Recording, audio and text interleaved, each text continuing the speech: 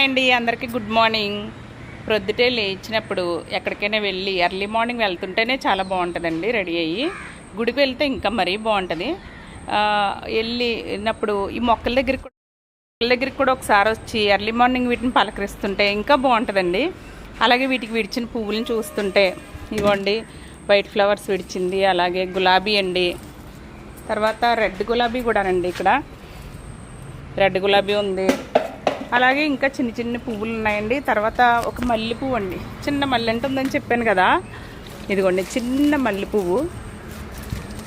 దీన్ని ఇదిగోండి ఎంత బాగుందో స్మెల్.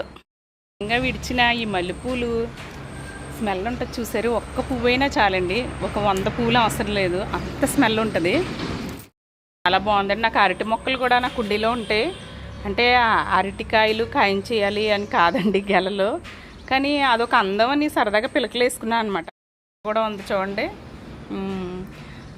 అరటిది పెట్టుకున్నానండి ఇందులో. అంటే గెలల గురించి కాదు కానీ ఇలా ఆకుల గురించి, ఎప్పుడైనా మనం గారేసుకున్నా ఏం వేసుకున్నా ఆకులైనా ఉంటాయి కదండి, అలాగే అందంగా కూడా కనిపిస్తాయి, అందు గురించి అనమాట అండి.